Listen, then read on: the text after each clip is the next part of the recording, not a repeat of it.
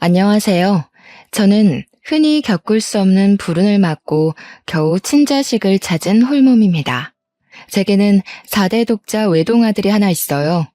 아들 귀한 세상에서 아들을 가져 축복까지 많이 받았는데 사실상 제가 이 기쁨을 온전히 누리고 산 지가 얼마 안 됩니다.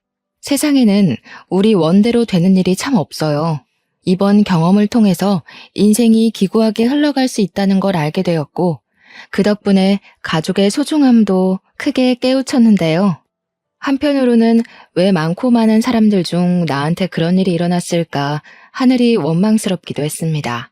부모된 입장으로서 세상 전부인 자식을 잃었을 때의 괴로움과 다시 재회했을 때의 감격은 한 사람 인생을 쉽게 무너뜨릴 만큼 무서운 경험이지 않습니까? 불과 작년에 제가 그런 일을 겪었습니다. 아직도 제게 일어났던 시련이 꿈이 아닐까 생각하네요. 지금부터 기구했던 저의 이야기를 들려드리겠습니다. 제가 청춘이었던 시대에는 대부분이 20대에 결혼을 해 아이를 낳고 가정을 꾸렸지만 저는 30대가 되어서야 시집을 갔습니다. 노산 때문인지 임신이 잘 되지 않다가 운이 좋아서 아이를 얻을 수 있게 되었어요. 임신한 지 한 7개월이 되었을 때쯤 산부인과에서 검진을 갔었는데 그때 뱃속의 아이가 아들이라는 말을 듣고 온 집안이 들썩이며 경사가 났었습니다. 특히 시가에서 가장 많이 축하를 해줬어요. 시가 쪽에 남자씨가 귀해서 남편도 3대 독자였거든요. 시부모님이 제게 표현을 하진 않았지만 항상 아들을 바라고 있는 기색이 드러나 저도 내심 아들을 원했었습니다. 며느리 입장이다 보니까 시부모님 기대에 부응을 하고 싶었으니까요. 제가 초음파 검사를 하고 온 다음 날 시가에서는 너무 기쁜 나머지 잔치까지 벌였는데요. 저희가 경기도 외곽 쪽에 살고 있어서 도둑 들지 않을 만큼 대문을 열어놓고 지내는 주택이었는데 그날 시부모가 동네 사람들까지 불러다 마당에서 고기 파티를 벌였습니다. 마치 조선의 왕후나 된 것 마냥 엄청나게 귀한 대우를 받아 저 또한 기분이 들떴던 날입니다. 그리고 제 남편 되는 사람은 보기 드물게 착하고 성실한 사람이었어요. 저를 만나기 전까지는 내내 일만 해서 여자한테 쑥스러움을 많이 타는 쑥맥이기도 했습니다. 시댁에서 전부 남편더러 결혼 못하고 혼자 살면 어쩌냐고 그렇게 걱정을 했다던데 저 덕분에 남편 인생이 구제되었다면서 그 부분 또한 시부모가 많이 칭찬해준 부분이었어요. 그렇잖아도 자기 아들 살렸다고 저를 좋아하는 상황이었는데 거기다 제가 아들까지 뵀으니 시가에서 저는 정말 왕후나 다름없었습니다. 세아가 네가 우리 집안을 살린 거다. 정말 고마워. 앞으로 네 건강은 이시엠이 몫이니 아무런 염려 말거라. 어쩜 이렇게 예쁜 며느리가 내게 들어왔을꼬. 원래 며느리 사랑은 시부라지만 저는 시부보다 시모에게 애정을 듬뿍 받았습니다. 친정엄마가 멀리 계셔서 시집살이 강도가 심하면 외로워서 어찌 견딜까 내심 걱정을 많이 했는데 시모가 알아서 제게 엄마 노릇을 자처해주니 그때만 해도 저는 시집살이도 하지 않았어요. 아들을 뵌 덕분에 친정에서도 받아보지 못한 대접을 받으며 등 따시고 배 따시게 지냈습니다. 그런데 중요한 건 이런 시모의 다정한 태도가 결국 가면이었고 길게 가지 못했다는 겁니다. 제가 출산하고 난 후 시간은 전부 저를 등 돌리고 아예 집 밖에 내몰기까지 했다는 거죠. 그 이유는 당황스럽게도 제가 아들이 아닌 딸을 낳았기 때문이었어요. 저도 상당히 혼란스러웠던 결과였습니다. 분명 초음파 검사로는 아들이라고 들었는데 낳고 보니 딸이라뇨. 제 아이는 조기 출산으로 태어났는데요. 품에 한번 안아보지 못하고 인큐베이터 신세를 지게 되었고 저 또한 출산 후 바로 혼절을 하는 바람에 탯줄 끊는 아이를 눈에 담지 못했어요. 남편이랑 시모는 출산하는 동안 제 곁을 지켜주고자 했으나 일을 해야만 해서 함께하지 못했고 시부가 대신 밖에서 저를 기다리고 있다가 결과를 들었다고 합니다. 제가 잠깐 잃었던 의식을 되찾았을 땐 남편부터 시가들이 제 주위를 둘러싸고 있었는데 표정들이 하나같이 싸늘하게 굳어 있었어요. 저한테 늘 따스한 웃음만 보여주며 내 딸, 우리 딸 해주던 시모도 얼음장처럼 차가운 얼굴을 하고 있었습니다. 그렇게 차가운 얼굴로 뱉는 말씨는 제가 알던 시모 목소리에서 확 돌변해 있었어요. 깼니? 지금 정신없을 거 아는데 너 때문에 지금 온 식구가 발칵 뒤집어졌다. 내 뭐 하나 물어보자. 병원 오진인 거니 아니면 우리한테 거짓말을 한 거니? 네? 거짓말이라뇨. 뭘 말씀하시는 거세요? 뭔가 오해하신 것 같은데 저는 한 번도 식구들한테 거짓말한 적은 없어요. 어머님이 제일 잘 아시잖아요. 그럼 대체 뭐야? 네 말은 지금 병원이 잘못했다는 거네? 어떻게 아들인지 딸인지도 몰라, 애미라는 사람이. 아, 참 살다 이렇게 기가 찬 김칫국은 처음이다. 제가 의식을 막 찾았던 터라 정신이 없는 상황이어서 판단을 빠릿빠릿하게 못하고 있었는데 마찬가지로 당황해 있던 남편이 대신 흥분한 시모를 말렸고 시부모를 일단 밖으로 보냈습니다. 그리곤 제게 상황을 찬찬히 설명해 주었어요. 나도 어떻게 된 사실인지 모르겠어. 분명 아들이라고 한 거 나도 들었는데 나중에 와서 보니까 딸이더라고. 딸이면 뭐 어때? 요즘은 딸이 더 귀하대. 엄마 아빠는 옛날 사람이잖아. 너무 신경 쓰지 마. 제 뱃속에서 나온 아이가 딸이라고 말하는 남편의 발언을 듣고 제 사고 회로는 그것에서 멈춰버렸습니다. 좀 많이 놀랐어요. 태몽도 항소 태몽을 꿔서 당연히 아들인 줄 알았는데 본의 아니게 시가에 제대로 한 방 먹여버린 셈이 돼버렸지만 곰곰이 생각할수록 시가 태도가 기분이 나쁘더라고요. 딸이라고 해서 시가 사람이 아닌 건 아니지 않습니까? 아들이든 딸이든 남편 씨를 받은 자식임은 틀림없고 자기네들한테도 엄연히 손녀잖아요. 또 저와 남편 사이에서 둘째가 날 수도 있는 거고요. 고작 아들, 딸 문제 때문에 이제 막 의식을 찾고 출산한 제게 그리 버럭 소리 지를 것까진 없지 않나요? 생각을 거듭할수록 너무 180도 돌변해버린 시부모 태도에 제가 더 서운해서 눈물이 났습니다. 하지만 제가 당당하게 사과받을 수 있는 기회는 처참히 무너져 버렸어요. 의사 선생님 하는 말이 이번 출산은 제가 노산이라 많이 힘겨웠던 시도였다고, 제 몸이 한 번 더 출산을 꿈꾸기엔 많이 버거운 상태라서 둘째까지는 힘들 거라고 말하는 거 아니겠습니까? 그 사실을 시가 사람들이 알자 제게서 아들을 보겠다는 작은 가망성까지 끊어내고서 등을 돌렸어요. 그래도 남편만큼은 제게 너무 과분하고 진국인 사람이었던지라 제 편에 서줬고 저는 오직 남편에게만 의지하면서 그렇게 딸을 키웠습니다. 남편은 정말로 아들이 아니어서 아쉬워하는 면이 없었어요. 딸이어도 괜찮다며 성심성의껏 같이 육아를 해줬기에 제가 그나마 버틸 수 있었던 것 같습니다. 그럼에도 시집살이는 피할 수 없었는데요. 신혼 초에도 없던 시집살이를 갑자기 하게 되니 제 몸과 마음이 배로 힘들더군요. 그때마다 남편이 먼저 웃으면서 고생 많았다고 손을 잡아주곤 했는데 그게 그렇게 큰 위로가 되었습니다. 하지만 이 세상은 저를 무너뜨리기 위해 작정이라도 한 것처럼 제게 유일한 사람마저 앗아가고 말았는데요. 남편이 전봇대 설치 시공하는 일을 했는데 동료 직원의 실수로 감전사고가 일어난 겁니다. 남편만 감전이 되어 그 높은 곳에서 그대로 추락해 바로 세상을 떠났다고 했습니다. 저와 딸만 보고 살았던 사람인데 제가 가는 길 봐주지도 못하고 그렇게 보내야만 했어요. 그날은 제 세상이 완벽하게 무너진 날이기도 했었습니다. 그래도 남편 마지막 길은 꼭 함께 해주고 싶었는데 그마저도 제겐 허락되지 않은 욕심이었던 거예요. 시모가 저를 장례식 입고도 못 밟게 했지 뭡니까? 우리 집안을 살릴 귀인인 줄 알았더니 순 원흉 덩어리였어. 내가 너를 집에 들인 게 천출의 한이다. 다신 우리 가문 앞에 낯짝 들이미는 일 없도록 해라.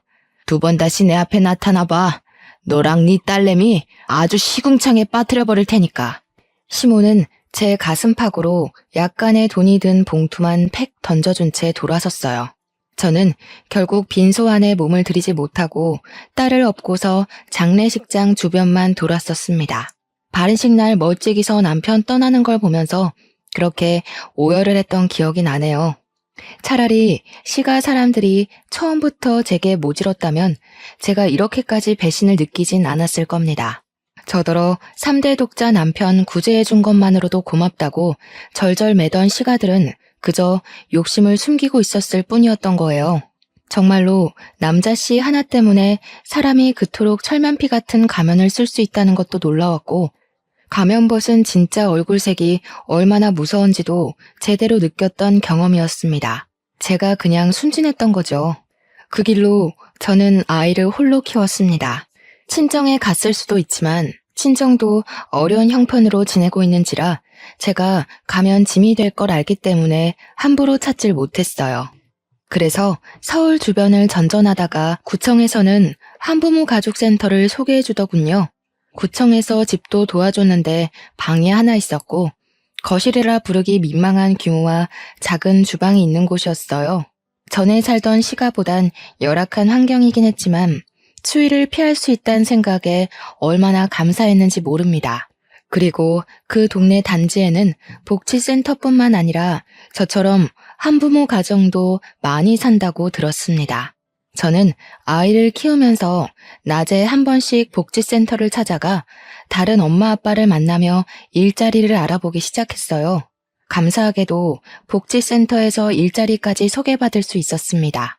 아이를 떼어놓을 수 없기 때문에 집에서 하는 일을 소개받았는데 재택일이라도 체계적인 곳은 나름 근무복지가 잘 되어 있더라고요.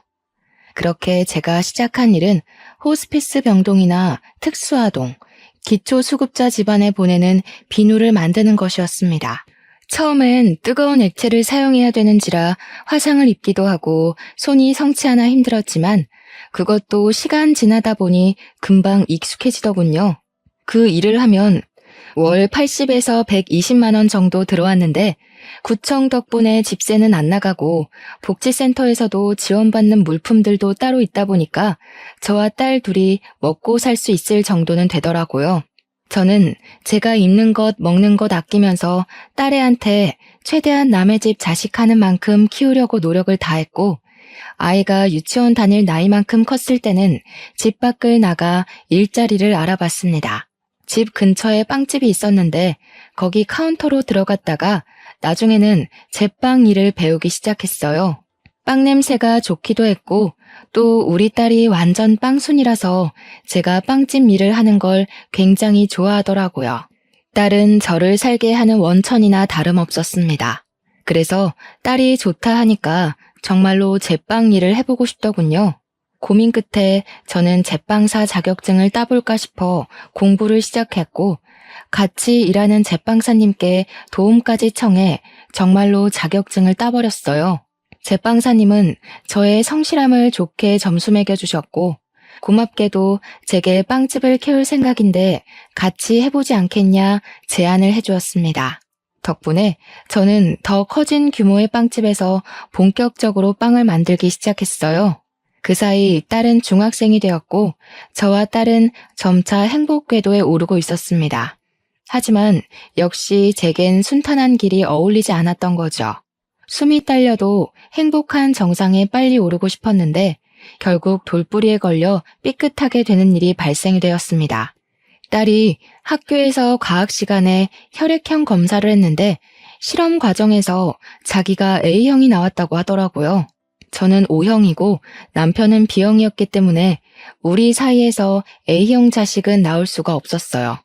딸이 아무렇지 않게 하는 말에 살짝 당황했지만 애들이 직접 했다는 실험이라는 걸 감안하면 분명 오류가 있었을 거라 생각이 들더군요. 그래서 그러려니 넘겨버렸습니다. 그러나 그 문제는 몇 년 후 제 발목을 다시 붙들었는데요. 그렇게 붉어진 혈액형 파장은 제 인생을 송두리째 흔들어버리고 말았어요. 딸이 고등학생이 된 후 학교를 찾아온 헌혈 차량에서 친구들이랑 같이 헌혈을 했다고 했거든요. 그런데 거기서 간호사가 헌혈 전 피 검사를 했는데 A형이라고 했대요. 이젠 딸이 검사지까지 들고 온 상황이라 빼도 박도 못하게 A형이라는 거였고 저는 그대로 다리에 힘이 풀릴 수밖에 없었습니다. 어떻게 이럴 수가 있겠습니까? 제가 다른 남자를 만나 불경스러운 짓을 한 적이 없는데 이게 말이 되는 건가요? 딸이 제 혈액형은 알아도 남편 건 모르는 상태입니다. 제가 일부러 말하지도 않았어요. 그래서 저 혼자 딸이 가져온 검사지를 보면서 며칠간 혼란에 잠겨 시간을 보냈습니다. 너무 떨렸어요. 제 딸이 맞는데 아닐 수도 있다는 확률이 생겼다는 게 겁이 났습니다. 왜 그런 일이 생겼는지 도무지 알 길이 없었어요. 이 사실의 실마리를 풀기 위해서는 혈액형보다 좀 더 확실한 방법이 필요했습니다. 저는 끝내 딸과 친자 검사를 해보기로 마음먹었고 딸의 칫솔과 제 것을 들고 기관을 찾았어요. 떨리는 가슴을 안고 받은 친자 검사 결과지는 결국 저를 절망하게 만들었습니다. 친자 관계가 인정되지 않는다. 그야말로 청천벽력 같은 사실이었어요. 그렇게 기재된 문장을 믿을 수가 없어서 몇 번이고 뜯어보았죠. 눈물이 앞을 가려 마음을 추스르고 보느라 한참 동안 기관에서 자리를 뜨지 못했습니다. 도대체 어떻게 된 일일까요? 당연히 내 새끼라고 17년을 끼고 살았던 딸인데 어쩐지 지금 생각해보니 복지센터 사람들이 저랑 딸을 보고 안 닮았다고 얘기를 번번이 했었어요. 그게 결국 이렇게 될 징조였나 봅니다. 그땐 저 혼자 제 딸이랑 닮았다고 생각하며 살았거든요. 근데 정말로 저와 딸이 혈육이 아니라서 안 닮은 거였다니 충격은 거듭될수록 사그라들기는커녕 제 숨통을 계속 조여왔습니다. 이 일을 어쩌면 좋을까 싶어서 한동안 시름시름 앓다가 저는 동료 제빵사님께 부탁해 하루 휴가를 내고 제가 출산했던 산부인과를 찾아갔습니다. 그 병원은 이미 원장님과 직원들이 싹 다 바뀌어 있더라고요. 사정 모르는 직원들에게 옛날 이야기를 하면 이해를 해줄지 모르겠지만 우선은 제 사정을 구구절절 늘어놓으며 눈물을 보였습니다. 다행히도 직원분들은 제 사정에 놀라서 당시 병원 기록지를 뒤져 곧바로 보여주었어요. 촌이나 다름없던 곳에 있던 작은 병원이었던지라 저와 같은 날 출산을 한 산모가 딱 한 사람 더 있었습니다. 어떡해 어머님, 아무래도 병원 측 실수로 아이가 바뀐 게 아닌가 싶어요. 어떻게 일을 이런 식으로 처리를 했대? 좀 더 알아보시고 그 사람들 고소할 수 있는지 알아보셔요.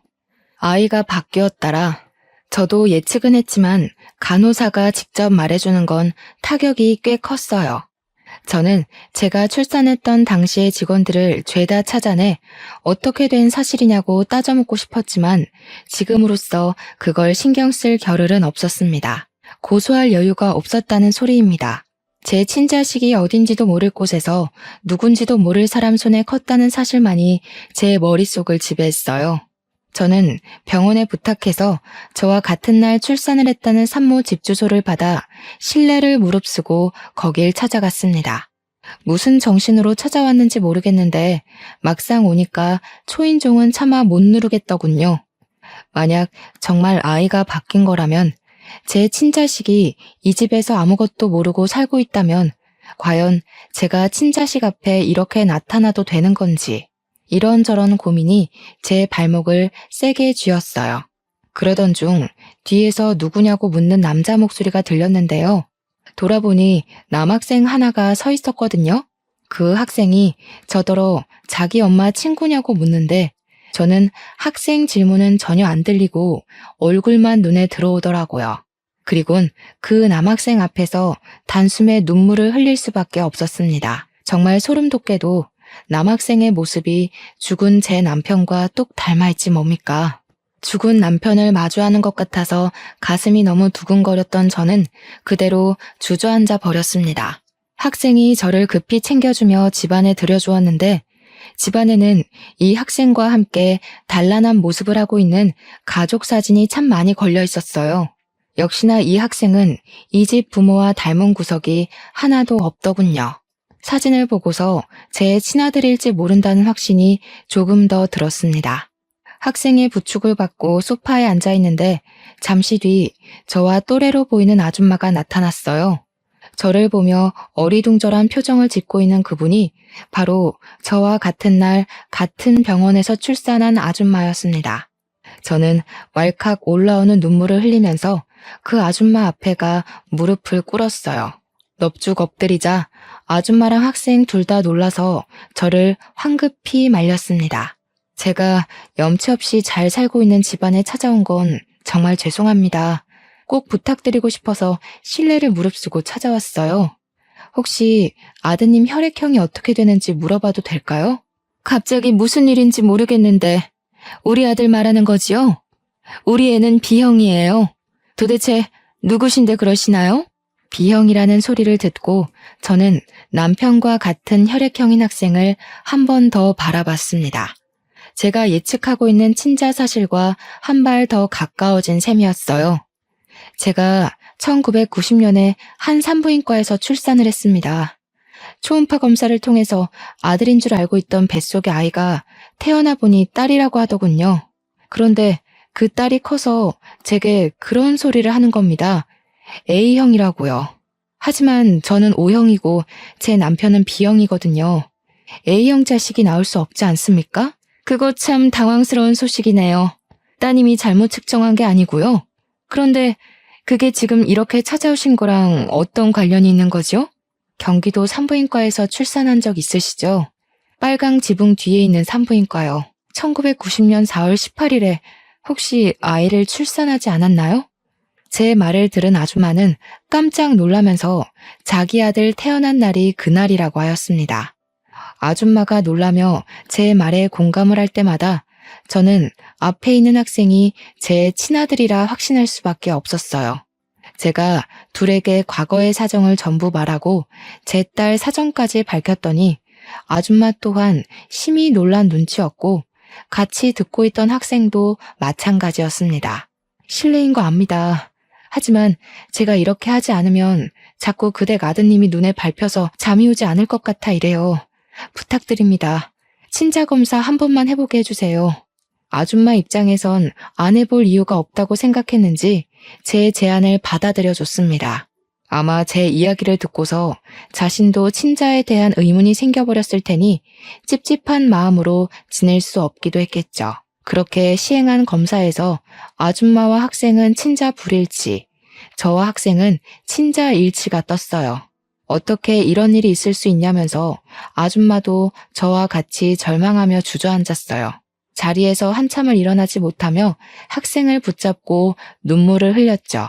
한 번씩 이상한 점이 있었어요. 아들은 갈수록 건강하게 커가는데 어느 순간부터 저희 부부랑 닮은 점이 없는 것 같더라고요. 다른 사람들도 저와 남편이 아들을 데리고 다니면 자식인 줄 몰라봤거든요.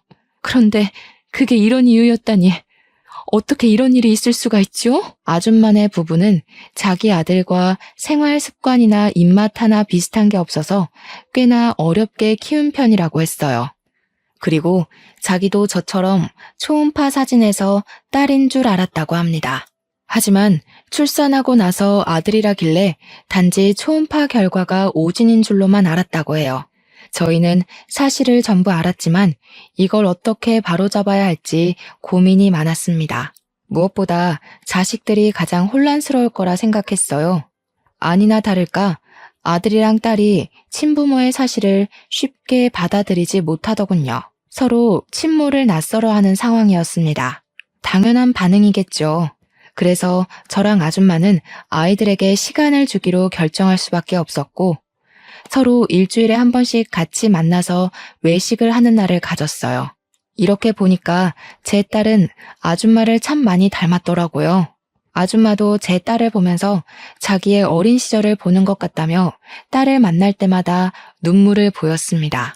저 또한 우리 아들을 볼 때마다 남편 생각이 나서 눈을 뗄 수 없더군요. 자식들은 어른들의 기막힌 실수를 이해해주고 이런 상황을 받아들이고자 노력을 보였습니다. 어쩜 둘 다 하나같이 착하게 커졌는지 모르겠어요.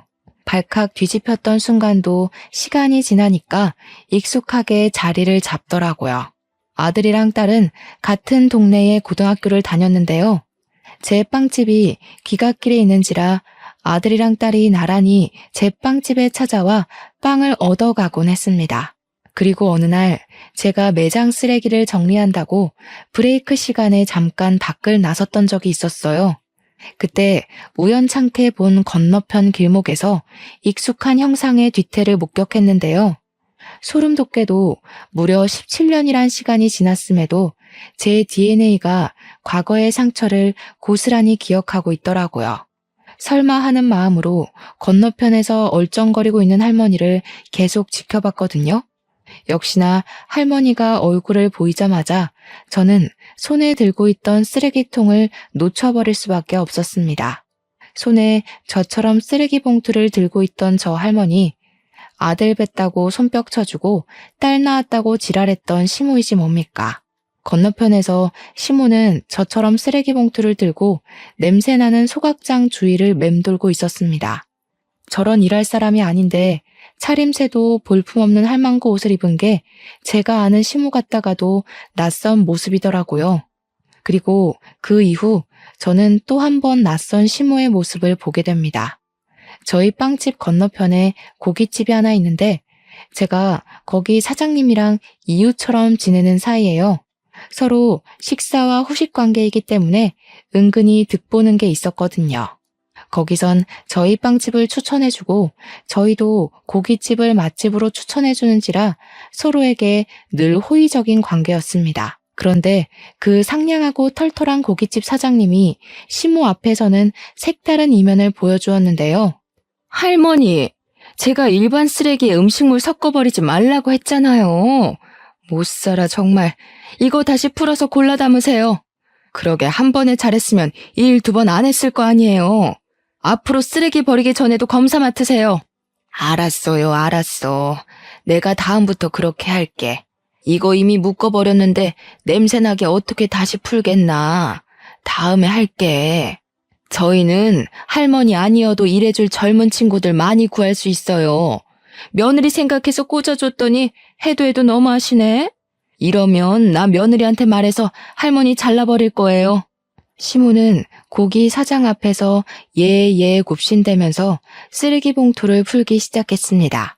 음식물 봉지 들고 오라는 호통치는 고기 사장 말에 앓는 소리를 내며 느릿하게 움직였어요. 그 모습을 보는데 과거에 기세등등하던 시모 모습이 온데간데 없어서 한참 놀라 보고 있었습니다. 다행히 시모는 저를 알아보지 못했고 발견하지도 못했어요.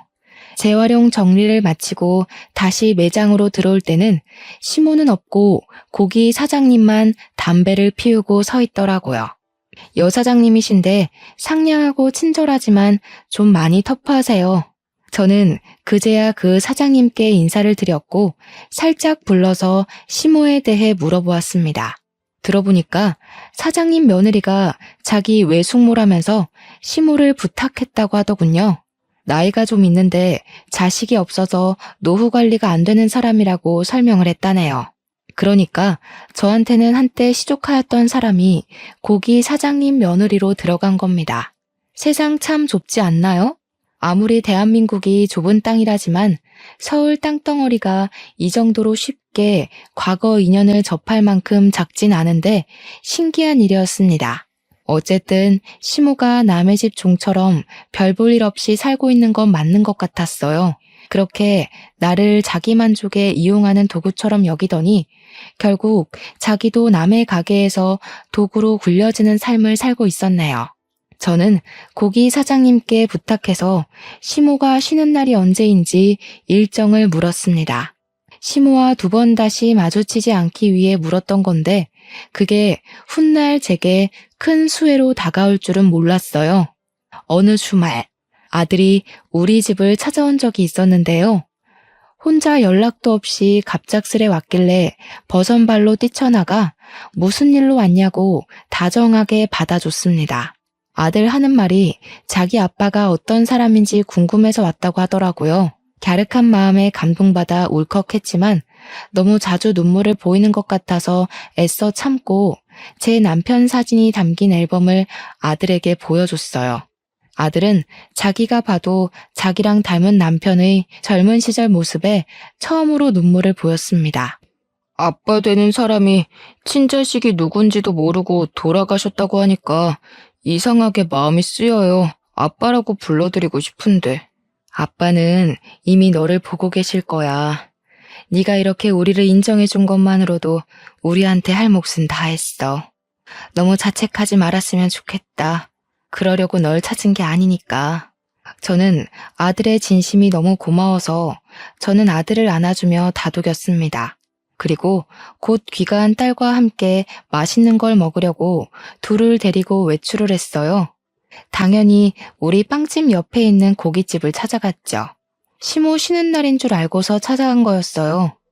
딸의 친모는 약속이 있어서 못 온다고 한 게 좀 아쉬웠네요. 딸이랑 아들은 이제 제법 친해져서 친구처럼 지냈습니다. 보고만 있어도 세상을 다 가진 것처럼 흐뭇하더군요.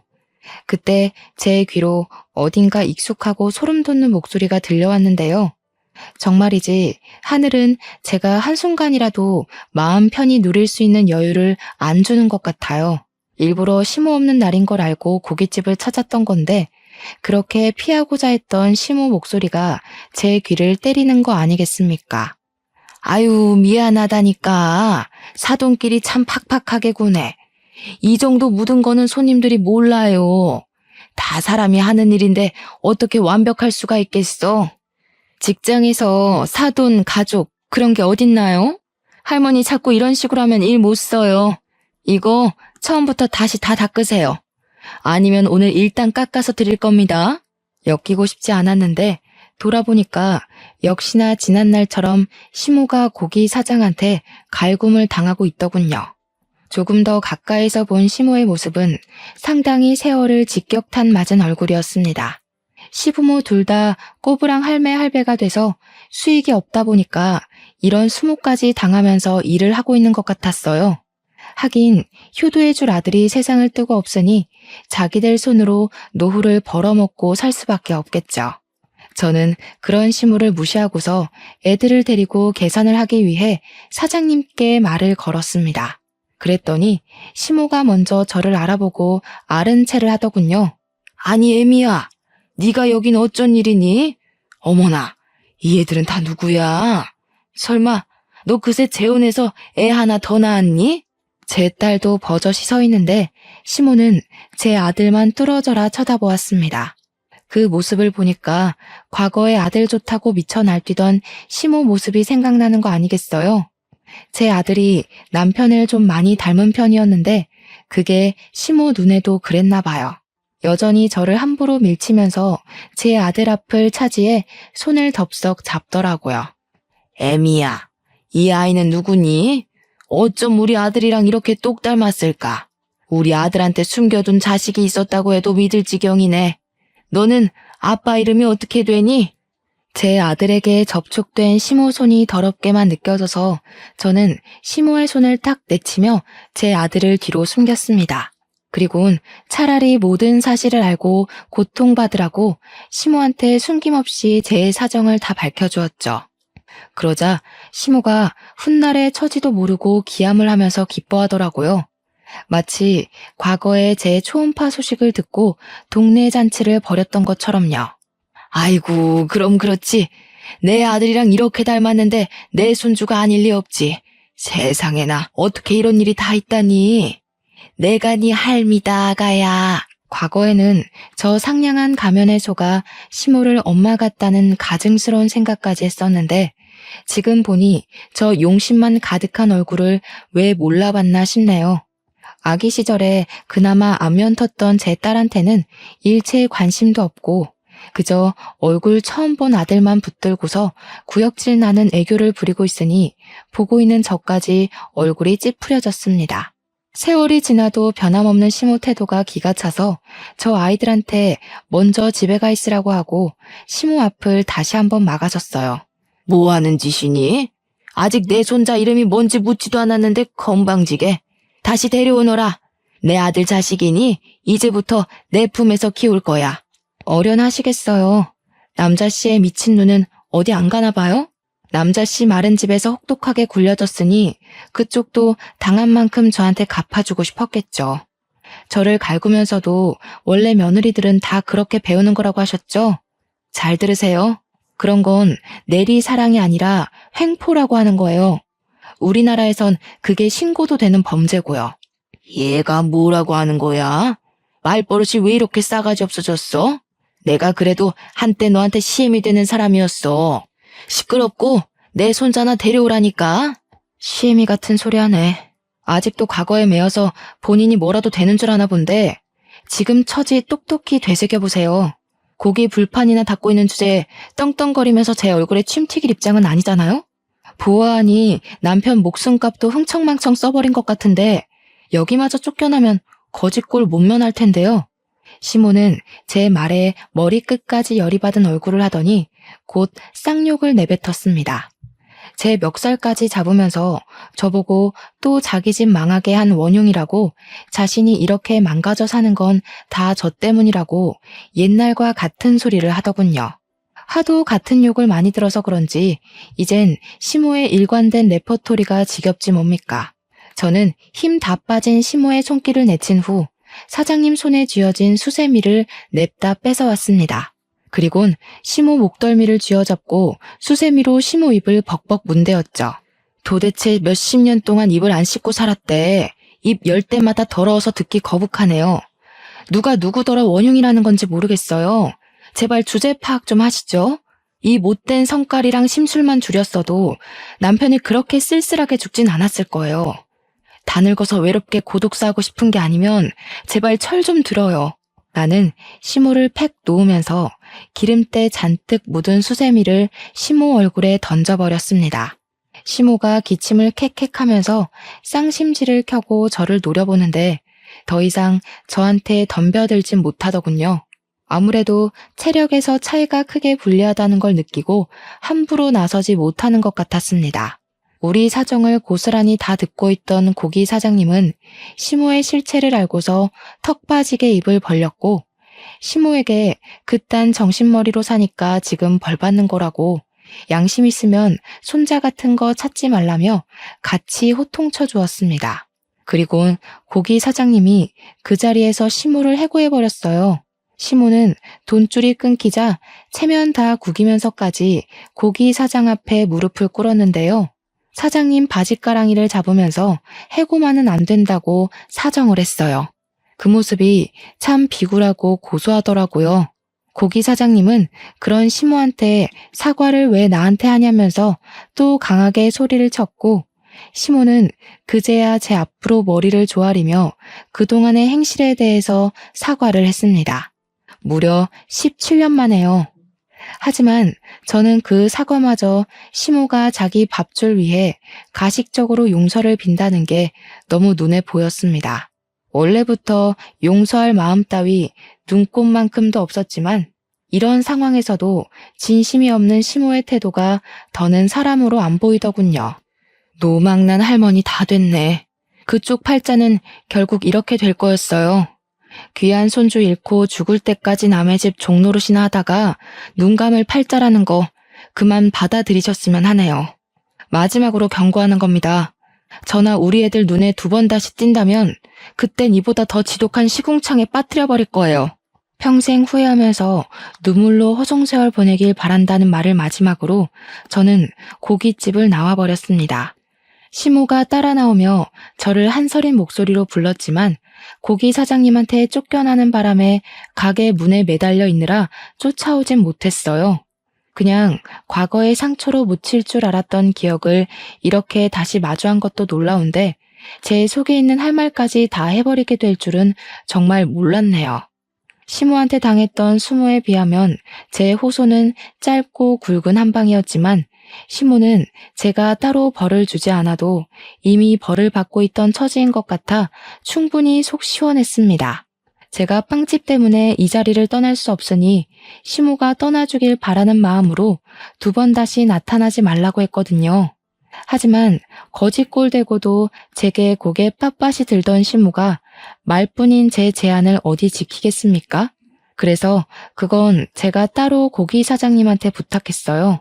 고기 사장님한테 얘기해 시조카를 통해서 시모가 영영 이 길목에 못 나타나게 만들었습니다. 다행히 고기 사장님이 시조카한테 시엄마 입장인지라 시조카가 고기 사장님한테 강력하게 주장을 못했나 보더라고요. 그러니 어디 감히 시모가 버팅길 수 있었겠습니까? 시자를 계급처럼 생각하던 시모는 결국 평생 시가 대접은 못 누려보고 외가 쪽 친척 나부랭이 정도의 취급만 받다가 저 세상으로 가겠네요. 시모를 쫓아내고 찾아온 평화는 생각보다 저에게 깔끔하고 시원한 기분을 만끽하게 해주었습니다. 이젠 저도 내 새끼들과 저 스스로를 지킬 만한 힘이 생겼다는 걸 증명해 보인 셈이기도 해서 제 자신이 얼마나 기특한지 모릅니다. 제 아들이 버젓이 살아있는 한 시모가 언제 또 저희 앞에 나타날진 알 수 없어요. 하지만 더는 저런 늙은 할망구 따위 하나도 두렵지 않습니다. 제가 시모에게 경고했던 대로 또다시 모습을 드러낸다면 정말 시궁창으로 밀어버릴 각오도 이미 하고 있어요. 덤빌 테면 덤벼봤으면 좋겠네요. 더 이상 제가 그 집안에 손실 보는 일은 없을 겁니다. 차차 가정에 안정이 찾아오고 아이들도 무럭무럭 커서 현재는 벌써 둘 다 대학생이에요. 이렇게 오기까지 무려 20년이 걸렸고 안정기가 지속된 건 2년 정도 되었습니다. 그래도 시모를 마지막으로 대적한 게 2년 전이라 지금은 꽤 많이 잊혔어요. 그럴 수밖에 없도록 저희에게 또 다른 기쁜 소식이 찾아와서 정신없는 상태거든요. 글쎄, 우리 애들이 연애를 한다는 거 아니겠습니까? 솔직히 그 얘기를 들었을 때 처음에는 저랑 사돈되는 입장이 좀 이상하긴 했어요. 왜냐면 딸도 내 자식, 아들도 내 자식이잖아요. 그건 사돈 집안도 마찬가지고요.